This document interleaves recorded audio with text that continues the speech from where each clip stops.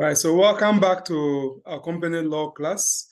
So as I indicated, we haven't studied how the incorporated company is actually set up. Having dealt with mechanics of incorporation, we would like to look at the legal effects of incorporation. In other words, we saw session 15 just before we went on the break that when the registrar is satisfied that all requirements that need to be met for incorporation are actually met, he issues a certificate of incorporation. So the question is, in law, what does it mean to say that the company is incorporated? And that is why we would like to discuss the consequences of incorporation. And the first point to note is that upon the company being duly incorporated, the company acquires what we call a separate legal personality. The company acquires separate legal personality. That is to say that in the eyes of the law, the company is a distinct person from its members and officers. In other words, the company has members, all right. The company has officers as in directors and all that. However, the law treats the company as an entity. This is what they call like the doctrine of entity. It treats the company. It treats the company as an entity, as a person, like a legal persona on its own. So let us keep that in mind. And that has a very interesting background, as I have told you before, and also to read the case of Salomon and Salomon. And I trust, because you are my good students and you are good friends, I trust that when I ask you to do something, you do it. So you have actually read that case. So I will not belabor the point. And if you remember the story of that case, well, okay, let me pause for somebody to tell us the story. What were the facts? Just the facts, the story. Who volunteered to tell us the facts of Salomon and Salomon?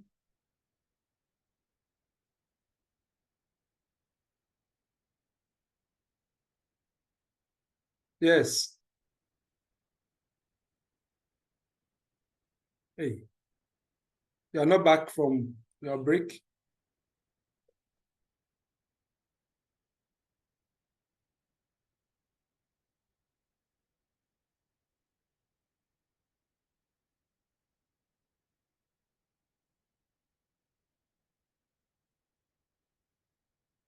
Who will tell us the facts? Anyway, so if you will not speak, I will just quote portions of Lord Magneton's decision in Salomon and Co. when the matter went to the House of Lords. So Lord Magneton speaking, quote, Mr. Salomon, who is now suing as a pauper, was a wealthy man in July 1892. He was a boot and shoe manufacturer, trading on his own sole account under the firm of Salomon and Co. in High Street, Whitechapel, where he had extensive warehouse and a large establishment. He had been in the trade over 30 years. He had lived in the same neighborhood all along. And for many years, he had occupied the same premises. So far, things had gone very well with Mr. Salomon. Beginning with little or no capital, he had gradually built up a thriving business, and he was undoubtedly in good credit and repute.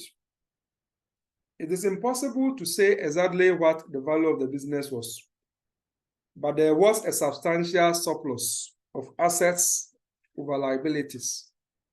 And it seems to me to be pretty clear that if Mr. Salomon had been minded to dispose of his business in the market as a going concern, he might fairly have counted upon retiring with at least £10,000 in his pocket.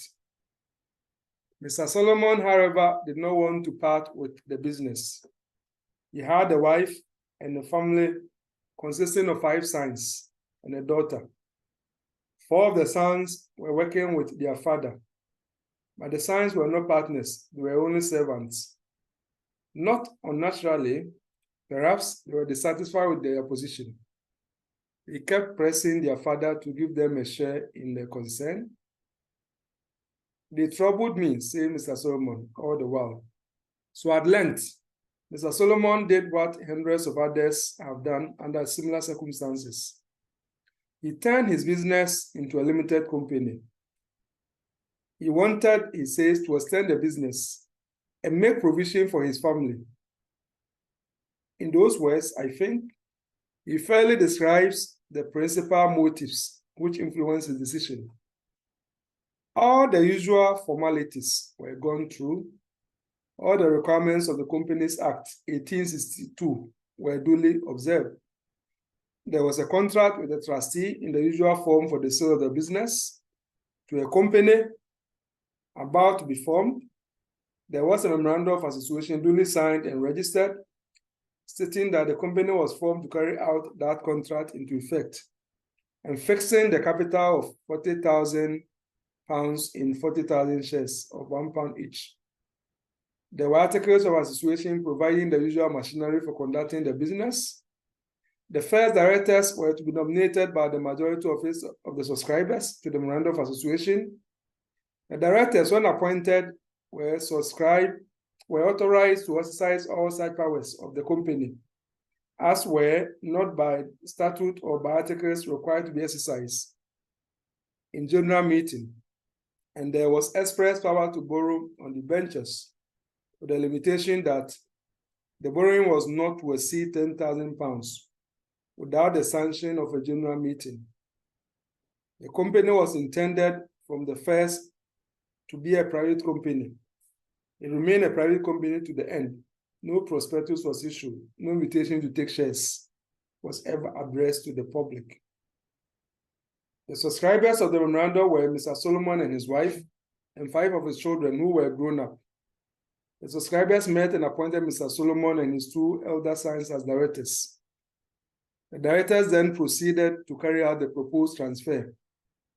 By an agreement dated 2nd August 1892, the company adopted the preliminary contract. In accordance with it, the business was taken over by the company as from 1st June 1892. The price fixed by the contract was duly paid. The price on paper was extravagant. It amounted to £39,000, a sum which represented the sanguine expectation of a fund owner, rather than anything that can be called a business-like or reasonable estimate of value.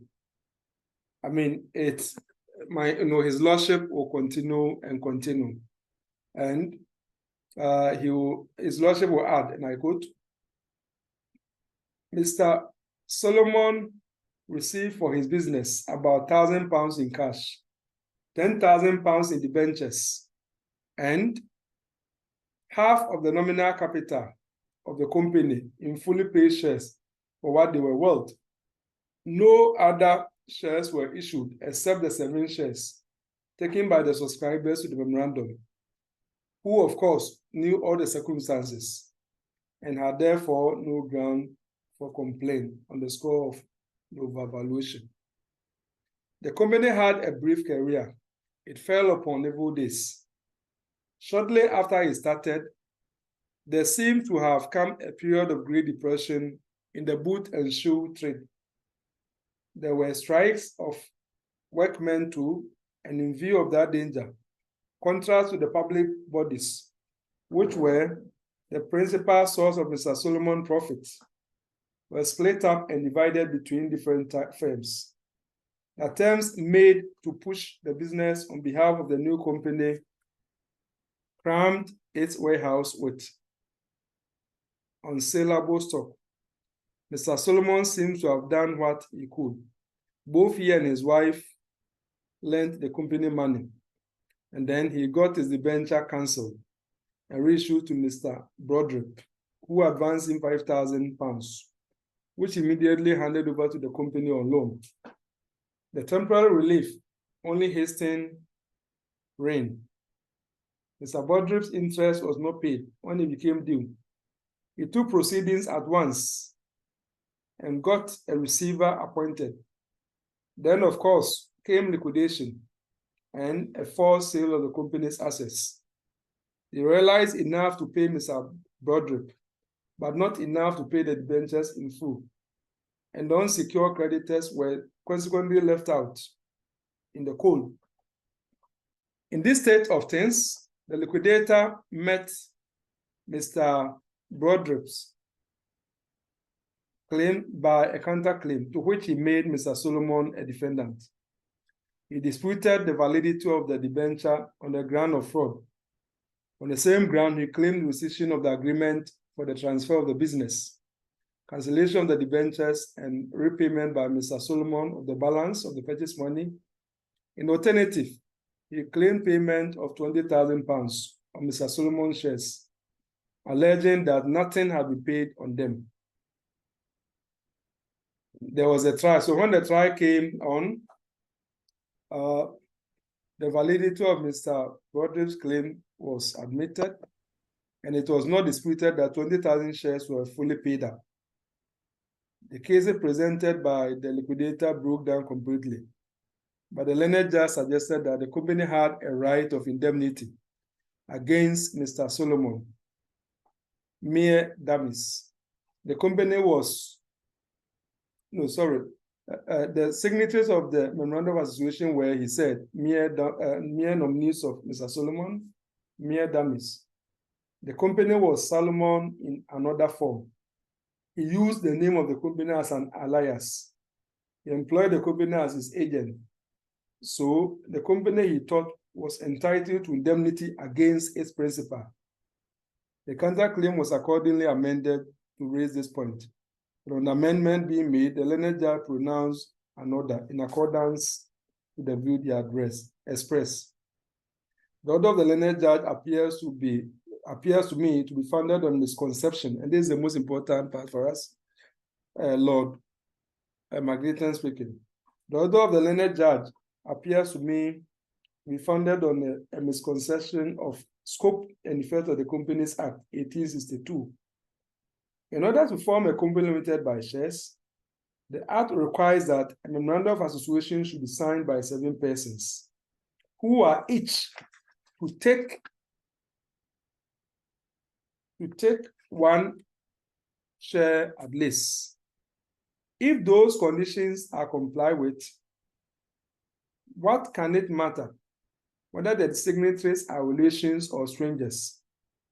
There is nothing in the Act requiring that the subscribers to the memorandum should be independent or unconnected, or that any one of them should take a substantial interest in the undertaking, or that they should have a mind and will of their own, or, as one of the learned law justices seems to think, or that there should be anything like a balance of power in the constitution of the company.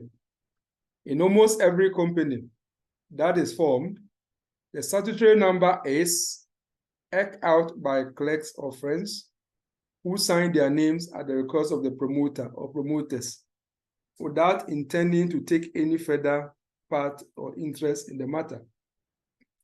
When the memorandum is duly signed and registered, though there be only 7 shares taken, the subscribers are a body corporate capable forthwith, to use the words of the enactment, of exercising all the functions of an incorporated company.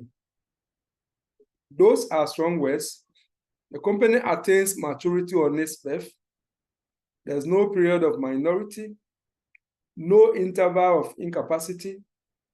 I cannot understand how a body corporate that's made capable by statute can lose its individuality by issuing the bulk of the capital to one person, whether he be a subscriber to the memorandum or not. The company is at law a different person altogether from the subscribers to the memorandum. And though it may be that after incorporation, the business is precisely the same as it was before, and the same persons are managers, and the same hands receive the profit, the company is not in law the agent of the subscribers or trustee for them, nor are the subscribers as members liable in any shape or form, except to the extent and in the manner provided by the Act. That is, I think, the declared intention of the enactment. If the view of the learned judge was sound, it will follow that no common law partnership will register. Yeah, unquote. Yeah, so that is what I wanted you to read from the Salomon and Solomon, which you didn't read, and I've had to read directly from the report for a couple of minutes. So the takeaway from Salomon and Solomon is that following incorporation of the company becomes a separate legal person. And it is different from the members, it's different from the incorporators, subscribers, different from the officers. So let us keep that in mind. And the same point was also reiterated by our Supreme Court in the well-known case of Morkor and Kuma.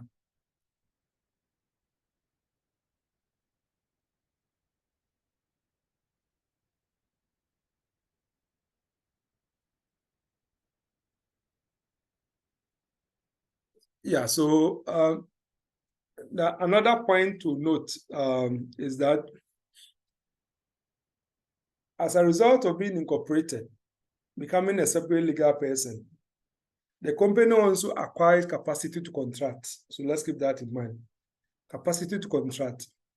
That is to say that just as other persons recognized by law, that is natural persons, have capacity to contract, the company too has got capacity to contract. And it can enter into all manner of transactions just like any natural persons and all that. So let's keep that in mind.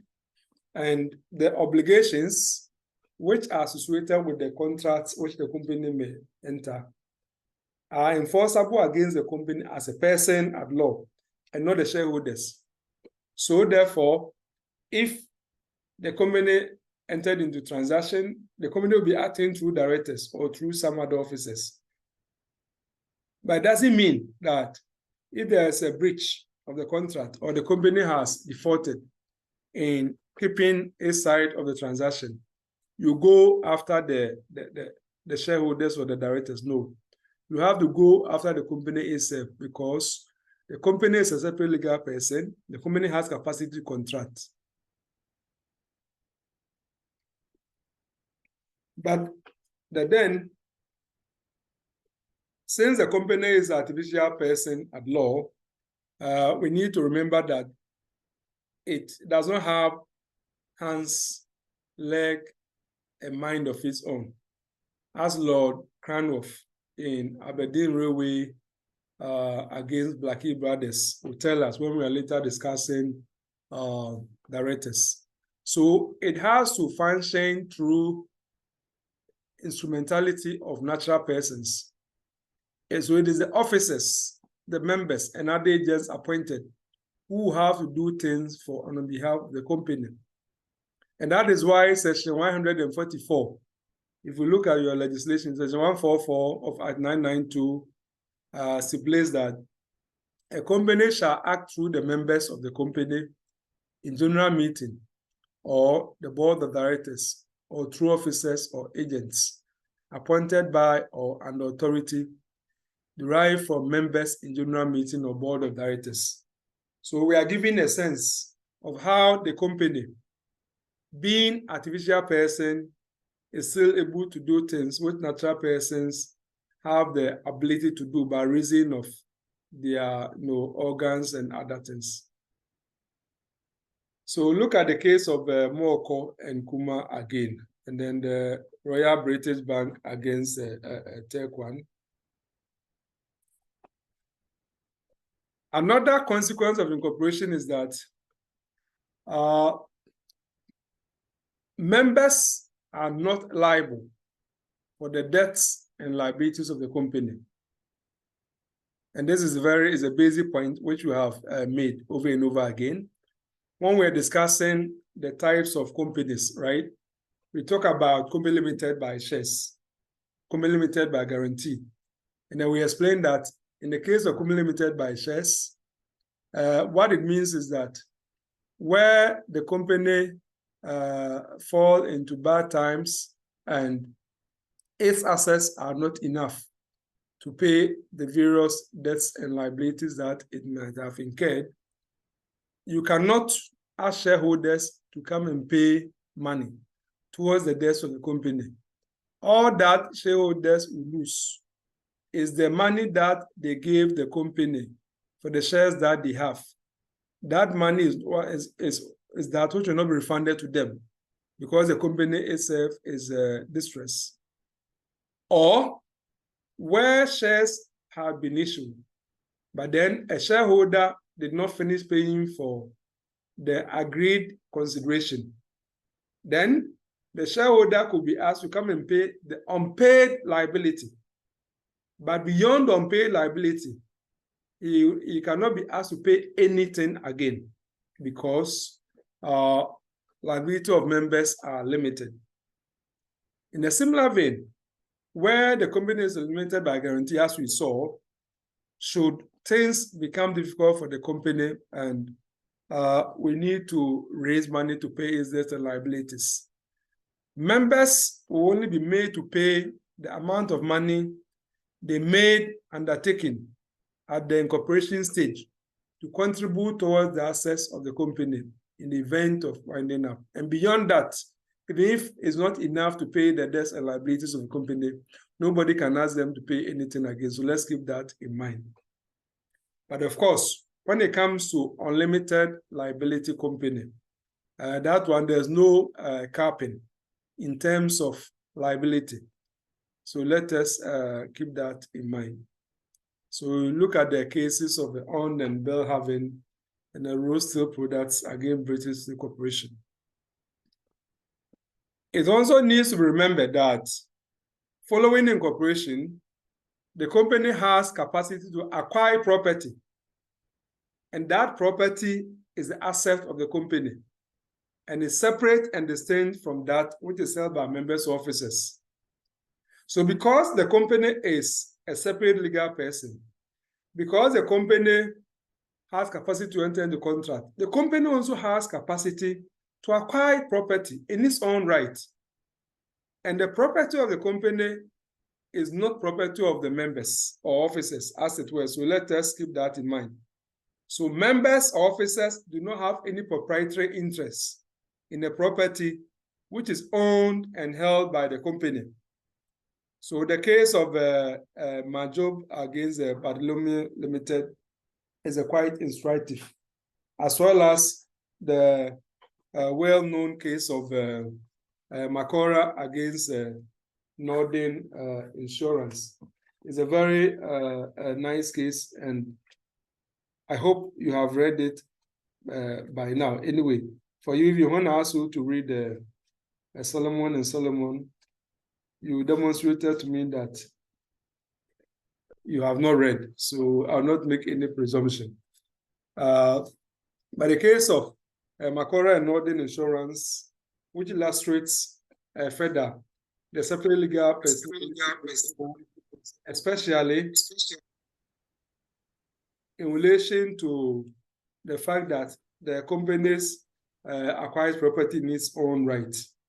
So in Morkor against Northern Assurance Company, what happened was that Morkor was the owner of Kilmon Estate in County Tyrone.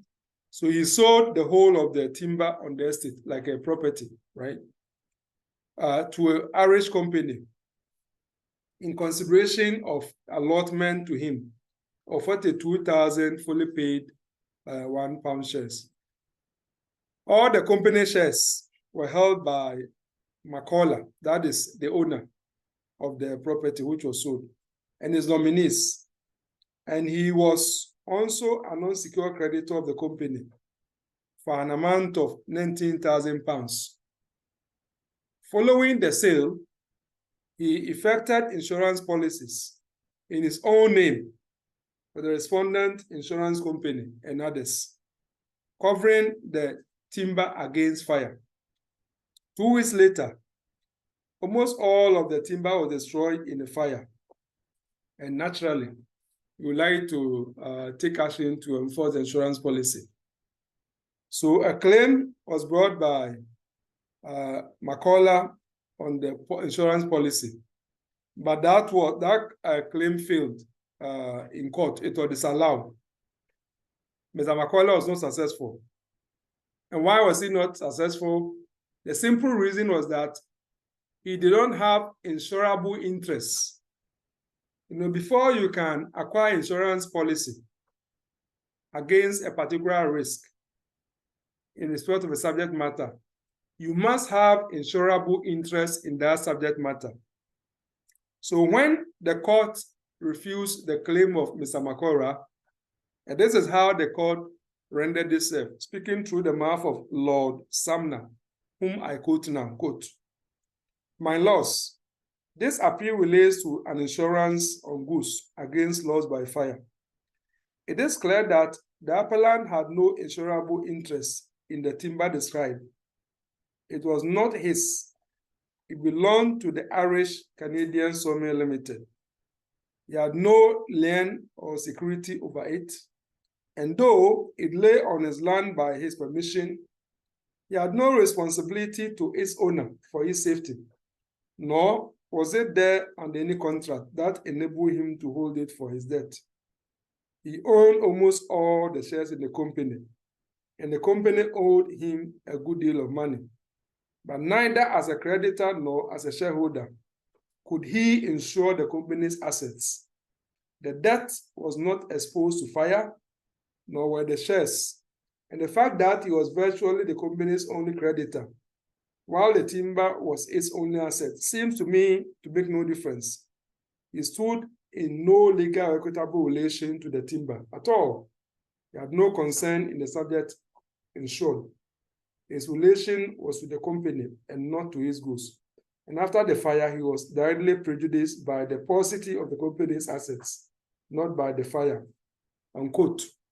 Yeah, so the court simply said that Mr. Morkor, despite being, if you like, the sole shareholder, despite having the company still have the assets on your premises,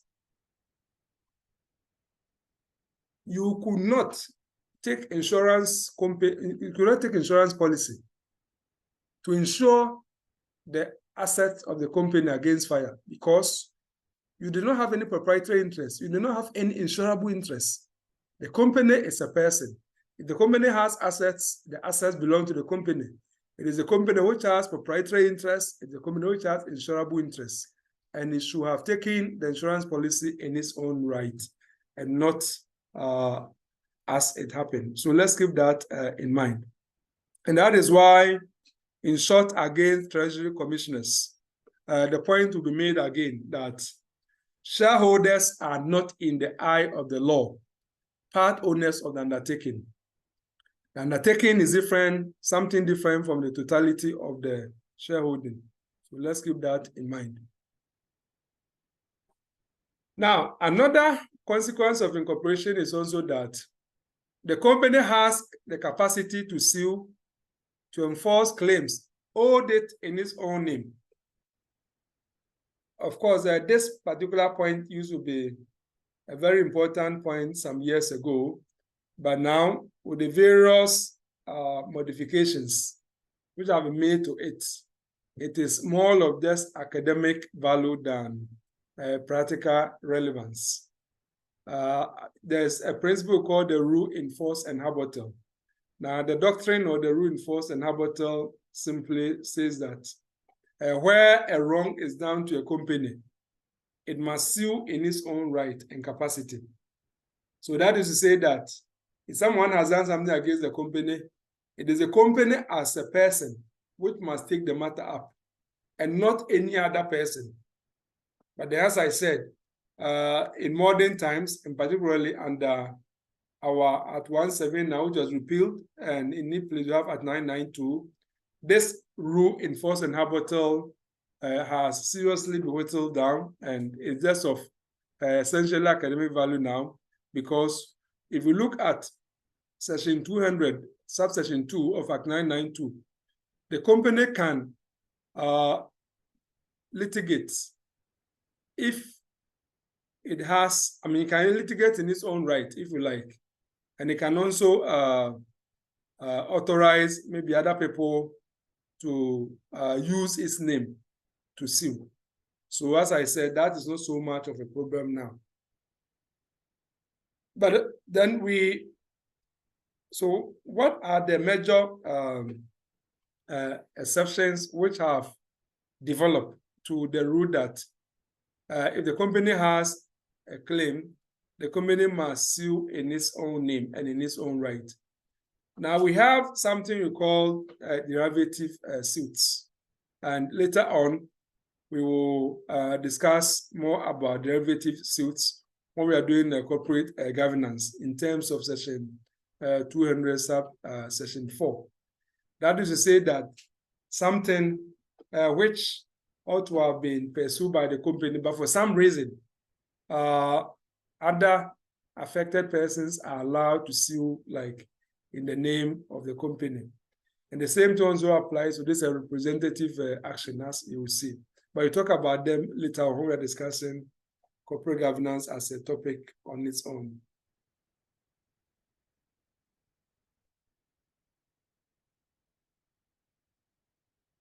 Another consequence of incorporation is that upon incorporation, the company is not just a separate legal person.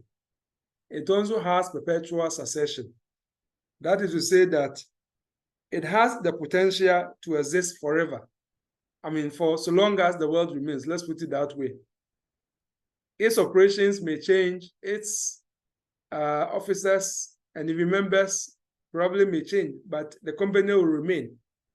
So if you look at Section 41, right? If you read Section 41, for example, Section 41 talks about the fact that the company may find itself in a situation where there's no member, right? Let's say that you had one member or two members, they are dead or they have left the company. And because the company has perpetual succession, it can still be, you can use that vehicle to be running business. But then the lawmaker is quite cautious and to check possible abuses and say that if the company does not have any member or ceases to have a member, then there's a moratorium. You cannot let the company be running when there is no member. So from Section 41, we can infer endorsement of the perpetual succession consequence from incorporation. Again, incorporation allows the company to raise capital by borrowing through creation of debentures. The company can raise money by taking a long-term loan and creating security over its assets in favor of those who gave the money to the company. So how like the fixed and floating charges. We discuss this further when we are learning about corporate finance and debentures later on. And of course, as we saw in Section 7, if it is a public company, it may also make an invitation to the public for purchase of its shares. So let us keep that in mind.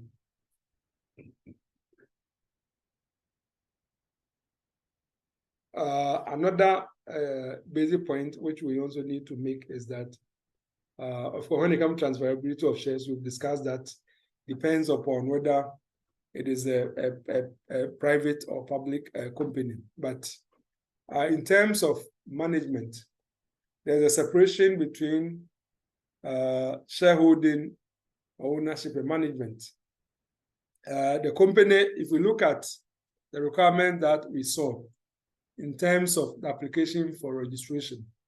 We noted that a company could even register with one member. However, it must register with what? 2 directors minimum.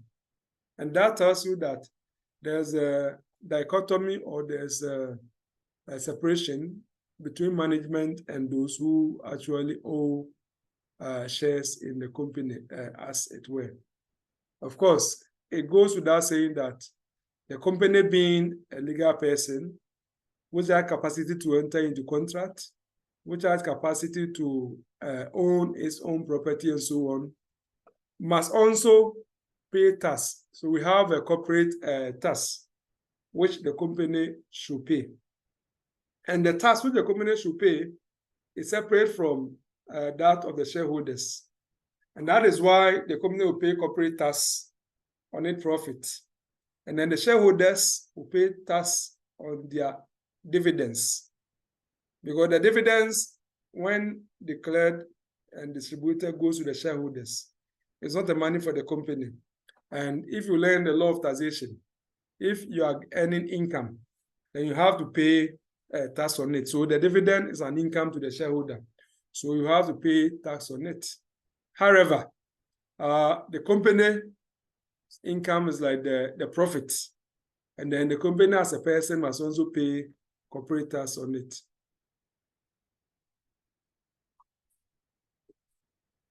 Now, all these things we have discussed are as a result of the incorporation. And there is this assumption or presupposition that when the company has been incorporated along the lines that we've been discussing so far, there is a veil. In other words, there's a certain mantle or cover.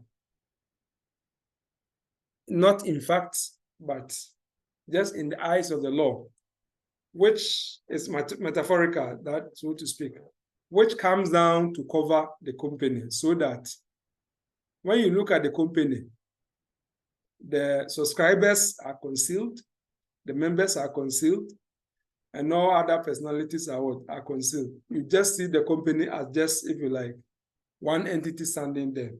So we call that like the veil of what? Incorporation. The veil of incorporation. And when you look at the company, it's just a veil that you see. You don't see, if you like, the members, you don't see the officers and so on.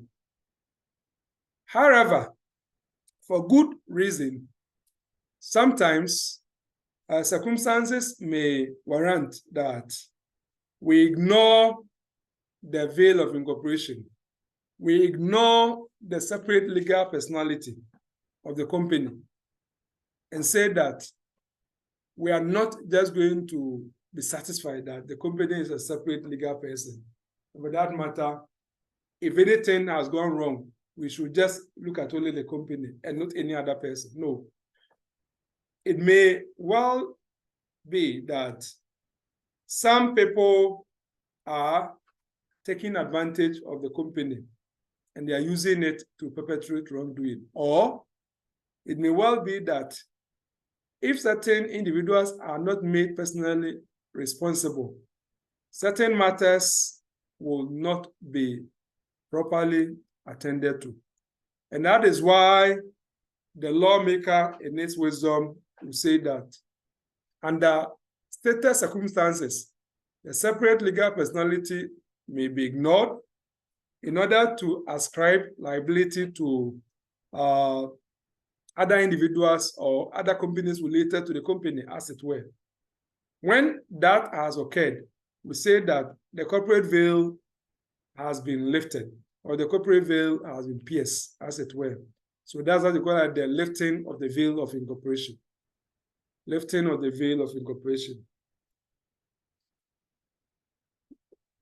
So the principle is that the separate legal personality of a company may be ignored under various circumstances. We cannot actually exhaust them, but then if you look at how the case of Morkor and Kuma, right? The case of Morkor and Kuma, Justice Sophia Akufo as she then was, because later she became the Chief Justice, how she rendered herself is quite instructive. So the case of Morkor and Kuma, if we ask you to read it, I know you read it, but when I ask you to tell me, you won't tell me. So what happened in Morkor and Kuma? Well, Morkor and Kuma, the facts are pretty straightforward. Sometime in May 1990, the plaintiff company,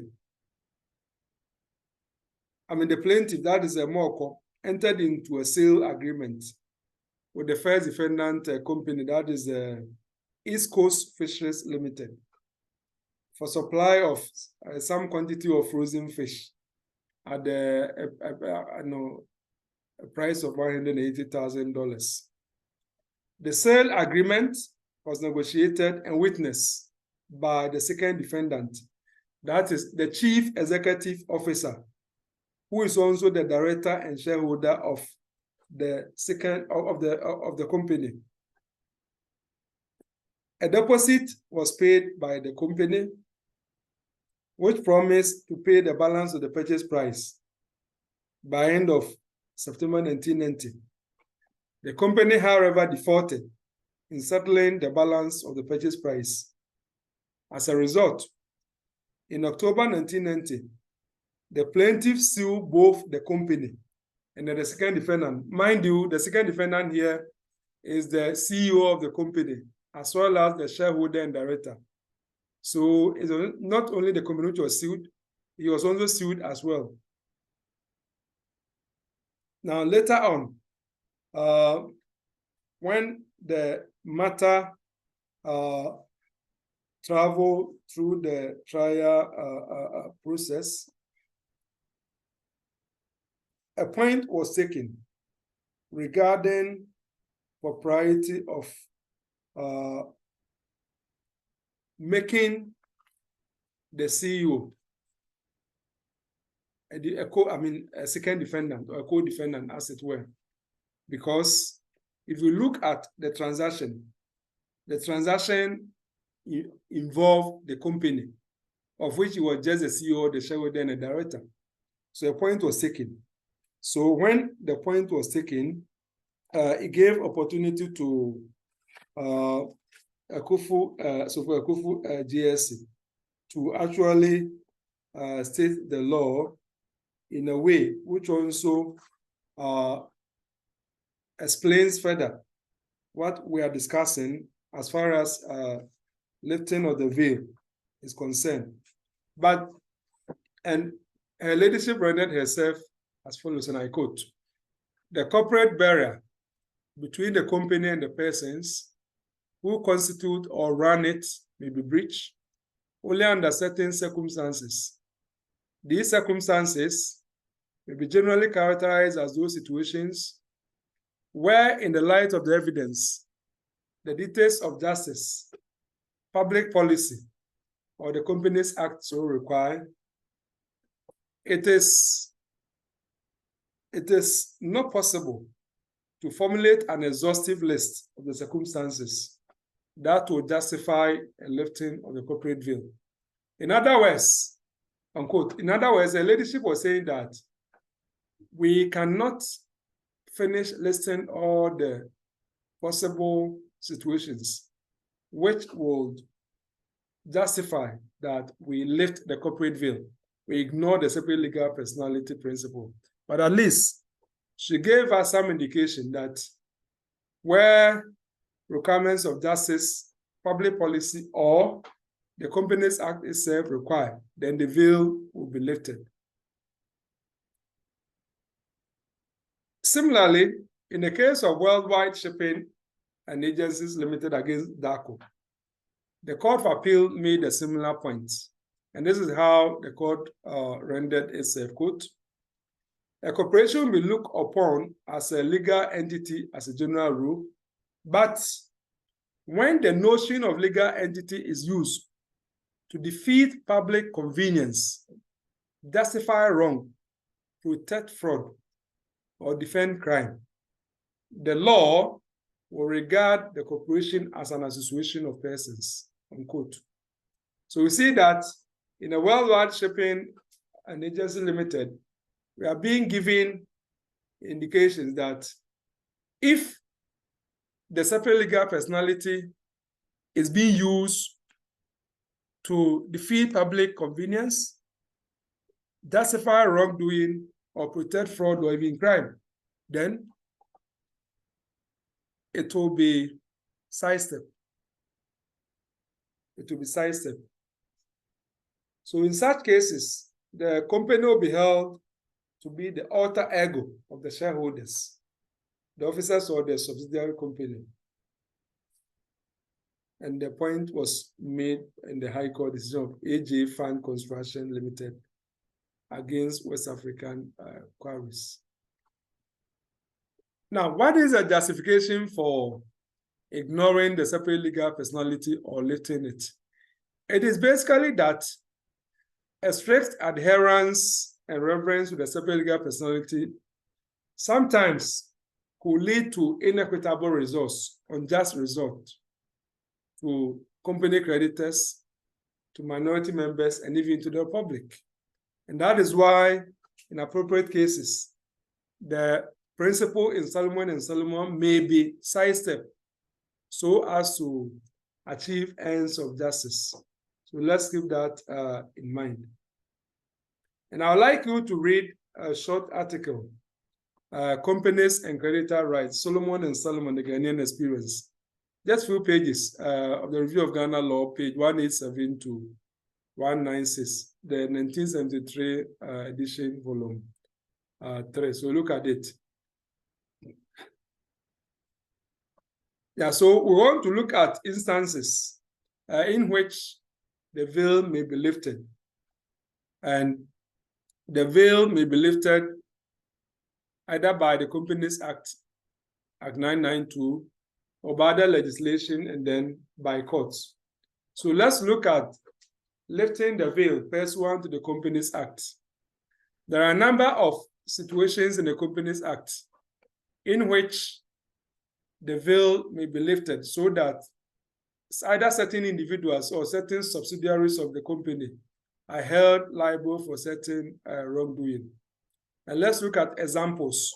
So if we look at Section 41, for example, Section 41 of Act 992, we are told that where the company carries on business without any member, then those who superintended over the company, when they carried on business without any member, will be held personally liable for debts and liabilities which will be incurred during the period the company conducted business without any member. So look at it. Ordinarily speaking, where the company has entered into transaction, where the company has incurred debts and liabilities, it's supposed to be a problem for the company. But on this occasion, Section 41 is saying that because those debts and liabilities were incurred at the time that there was not even one member in the company, and some people just took advantage of the corporate vehicle to be doing business, we are going to ignore the fact that the company is a separate legal person and rather deal with those people who superintended over the company when it was running without any member. Another example, Section 171, subsection 2 and 3, where a company carries on business for more than 4 weeks after the number of its directors falls below 2. You know, we are told that a company is supposed to have a minimum of 2 directors. And if for whatever reason, the number should fall within a maximum period of 4 weeks, that should be rectified.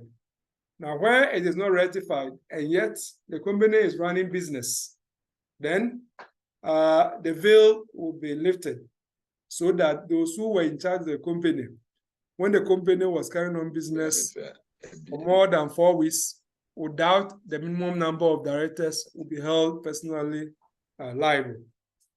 William, do you want to speak?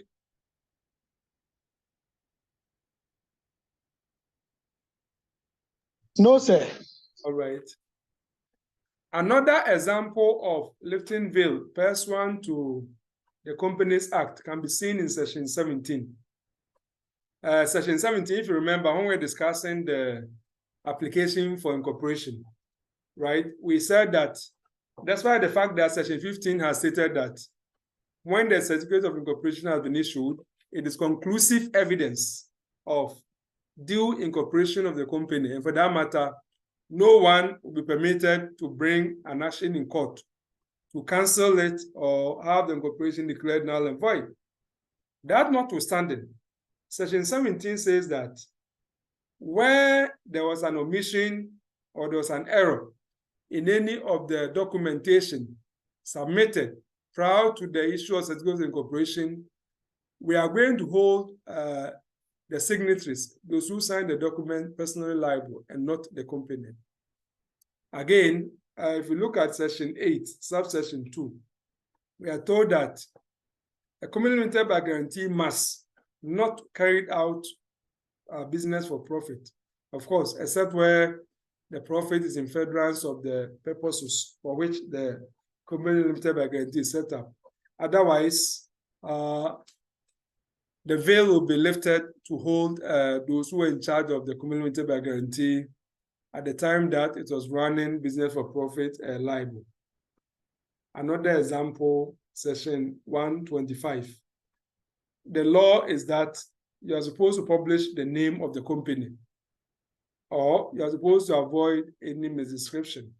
Now, where you don't write the name of the company on the letterheads or the business circulars of the company properly, then the veil will be lifted. So look at the case of, look at the case of the Cowlis Finance Limited, especially against Paco Bay Seafood Limited. And again, where the registrar is of the view that the name that you are giving the company is not appropriate, so change it.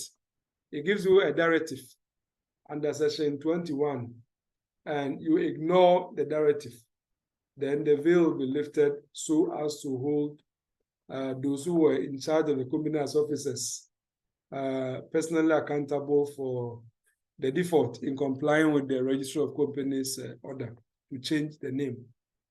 Now, at this stage, I would like to invite you to spend some time in your free time, look at the Companies Act, Act 992, and identify more examples, instances in which the veil has been lifted.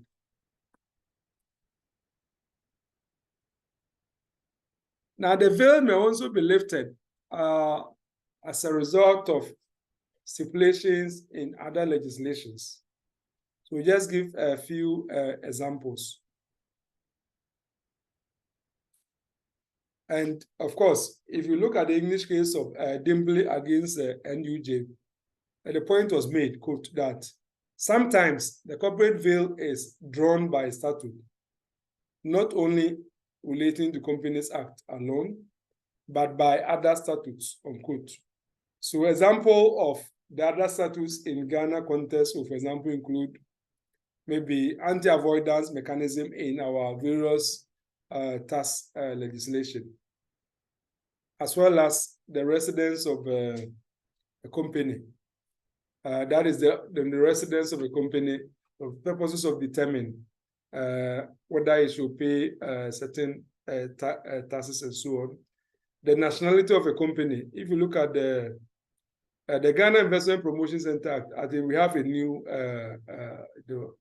law. The Act 478 has been amended. But if you look at the new law, the same clause is still there. The nationality of a company. That is, the particular company, where was it incorporated? Was it incorporated in Ghana, or it was incorporated in another jurisdiction? I would like you to also spend time and find other legislation apart from Companies Act, Act 992, which seeks to lift the veil of incorporation. Now we look at the third category, lifting the veil by the courts. As we saw already in Morkor and Kuma, the court may pierce the corporate veil in order to enable it to do justice by treating a particular company for the purpose of the litigation before it as identical with the person or persons who control it. This will be done, Sophia Kofi speaking again, this will be done not only where there is fraud or improper conduct, but in all cases where the character of the company or the nature of the person who control it is a relevant feature. In such cases, the court will go behind the mere statute of the company as a separate legal entity, the same from its shareholders, and will consider who are the persons as shareholders or even as agents directing and controlling the activities of the company. Yeah, so we are given the blueprint when the court would actually lift the veil. And I think that Justice Sophia Kofi has put it quite clearly in the Morkor and Kuma, as I quoted. Now, a very important contribution to this aspect of the court, that is when will the court lift the veil, as made by the UK Supreme Court not too long ago, in the case of Prest against Petrodel Resources Limited. And it's a case I would like everyone to read. You have to read it in full, because if you read Prest against Petrodel Resources Limited, you notice that Lord Samson actually took time to conduct a survey of the various instances in which the veil has been lifted in previous cases. And then he will seek to actually regroup them into two main categories, as it were. And he, among other things, rendered himself as follows, and I quote, "The corporate veil may be pierced only to prevent the abuse of the corporate legal personality.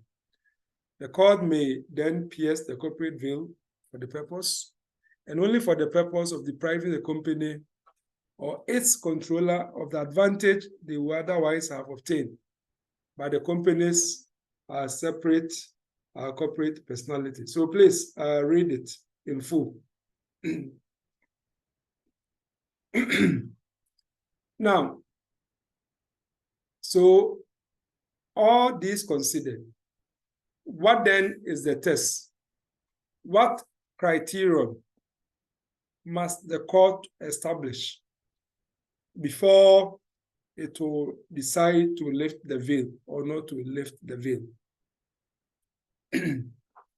Will the corporate veil be abused in circumstances if the court does not ignore it? If the veil will be abused were the court to turn a blind eye, then the veil must be lifted.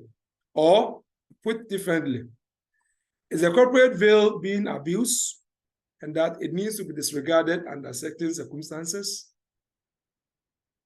And of course, this is very much a reflection of what Justice Sophia Kofi said in Morkor and Kuma.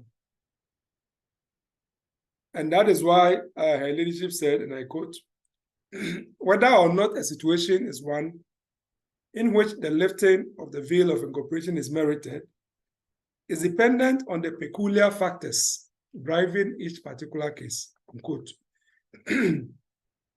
The court will therefore proceed to lift the veil if the question is answered in the affirmative. If the court says yes, the veil is being abused, then the veil will be lifted. There are a number of practical situations in which the court lifted the corporate veil to prevent actual or threatened or potential abuses. So if you look at the case of Trustor AB against Small Bond, for example, the Vice Chancellor, the judge, concluded, among other things, that the authorities under English law justify the piercing of the veil in two possible overlapping cases. One, where the company was facade or sham to conceal true facts thereby avoiding any individual liability. And or two, where the company was involved in some of impropriety that actually or potentially abuses the corporate veil. Now, if you read the case of Prest against Petrodel Resources, all these cases have been cited by law assumption. And again, we have also seen that Morkor and Kuma has given us specific instances that where there is fraud, the veil will be lifted. Where the company is being used for improper business conduct, or willful misdeeds, evasion of contractual obligations, and where details of public policy and justice requires, the veil will be lifted. Yeah, so lifting the veil when the company is seen as a facade or a sham. Of course, a facade simply denotes outward appearance, especially one that is false or deceptive. And it also implies pretense and concealment, so that the fact that the incorporator of a company have complete control of same is not enough to constitute the company as a mere facade. So let's keep that in mind. And that was the point explicated by Justice Lockhart in the case of Sharment Limited against official trustee in bankruptcy, where he defined the term sham as, quote, something that is intended to be mistaken for something else, or that is not really what it proposed to be. It is a spurious imitation, a counterfeit, a disguise, a false front. It is not genuine or true, but something made in imitation of something else, or made to appear to be something which it is not. It is something which is false or deceptive. So that is sham.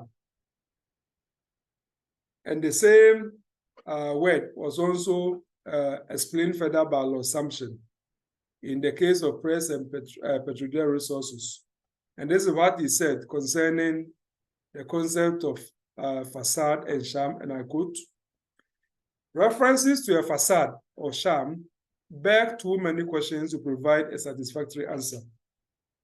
It seems to me that two distinct principles lie behind these pretend terms, and that much confusion has been caused by failing to distinguish between them. They can conveniently be called the concealment principle and the evasion principle. The concealment principle is legally banal and does not involve piercing the corporate veil at all. It is that the interposition of a company or perhaps several companies so as to conceal the identity of the real actors will not deter the court from identifying them, assuming that the identity is legally relevant. In these cases, the court is not disregarding the facade, but only looking behind it to discover the facts which the corporate structure is concealing. The evasion principle is different. It is that the court may disregard the corporate veil if there is a legal right against the person in control of it, which exists independently of the company's involvement. And the company is interposed so that the separate legal personality of the company will defeat the right or frustrate its enforcement. The court will lift the veil and treat the company as a facade or sham where there is fraud.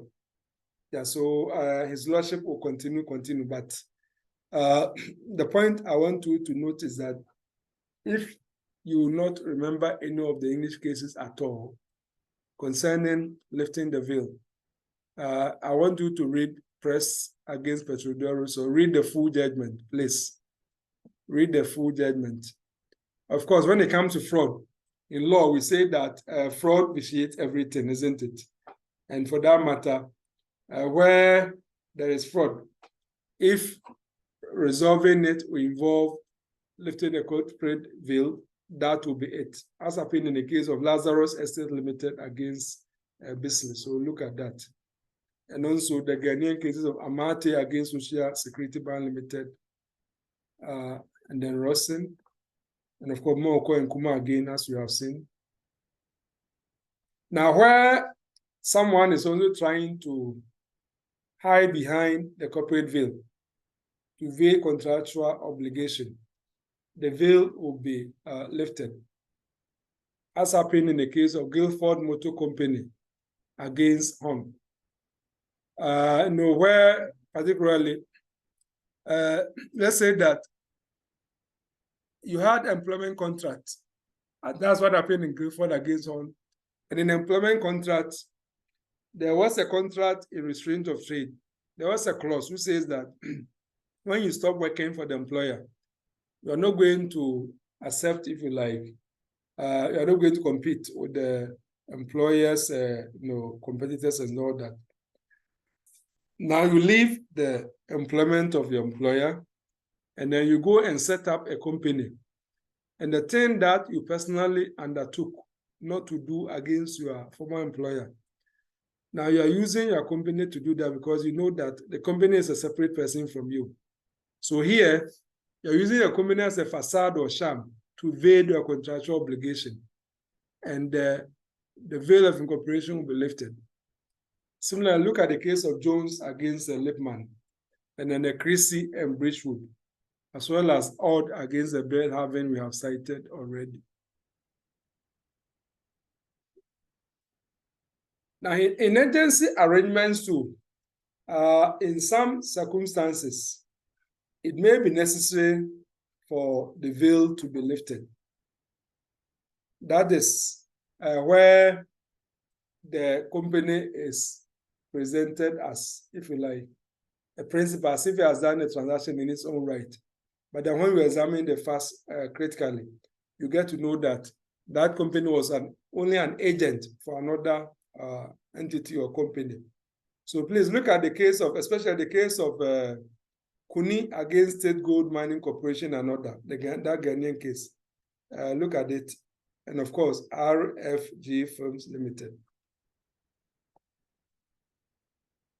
Again, we have indicated that public policy and requirements of DASIS may provide a justification for lifting the veil. Now, if you look at the case of Adams against Cape Industries Limited, as well as Salomon and Salomon even SF, reference is made in the opinion of their lordships to the fact that where justice and public policy warrant, the veil of incorporation may be lifted. So look at the case of Continental Tire against Zamla, especially where the country is at war with another country. If you can do business with an enemy country, in order to check that the veil of incorporation may be lifted. And that is what the case of Daimler against Continental Tire Company speaks to. So please look at it.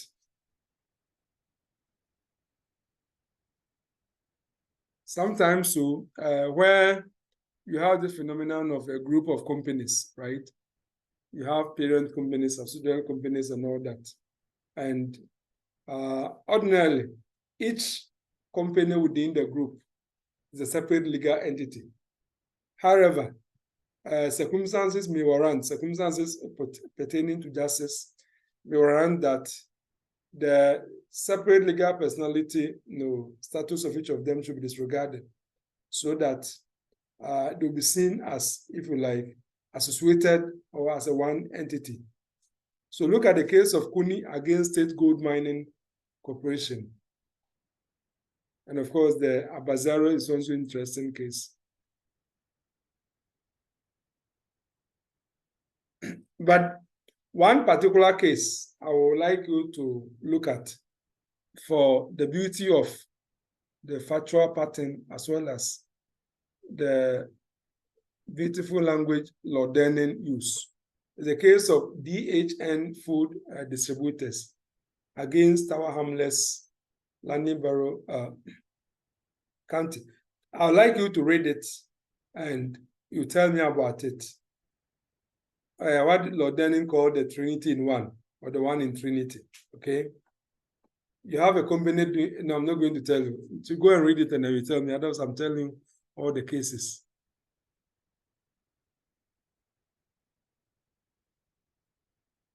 Yeah, so when it comes to interpretation of contract and statutes too, sometimes it may be necessary, especially if you adopt what you call like the purposive interpretation approach, to actually ignore the legal personality or the corporate veil.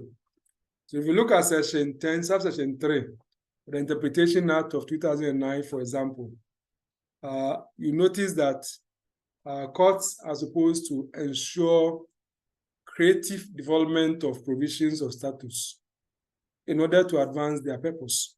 And if that is so, then the Companies Act is also a statute. So if it is necessary to ignore the principle of separate legal personality in order to achieve a certain desired and more creative outcome for the enforcement of a statute, that may be well done. So look at the case of Harold Hosworth against Cadiz, and then Scottish Cooperative Wholesale Society against Mayer. Now, what happens when the veil is pierced or lifted? Of course, when the veil is pierced or lifted, all that it means is that the court is going to order remedies against the parties behind it, rather than the companies, with the specific individuals who are behind the identified malfeasance or non-compliance will be made to face whatever remedies the court will declare. So if you look at the case of Gayford Motors, for example, against Horn, when the person sought to evade his contractual obligation not to, if you like, compete or not, or with his former employer upon leaving his employment within a certain period, when the court lifted the veil, the court granted injunction. The court granted injunction against, the court granted injunction against the person who was trying to hide behind the corporate veil in order to escape his obligation. Of course, sometimes so, merely lifting the veil will also bring up some other things, maybe like implicating parties or bringing certain people within a loop of certain transactions so that certain legal consequences will flow from there. So look at the case of VTB Capital against Nutritech International Corporation. Yeah, so we will leave the discussion here, and when we meet in class, we meet in company law next time, we will continue to discuss session 8. Of course, session 18, we'll discuss that extensively, but we'll just recap the provision. We look at session 20 and 19 following. Yes, so that is what we'll be doing. So unless there are some questions, otherwise we will draw the curtain down here, and I will communicate to you when we can meet again in the course of the week.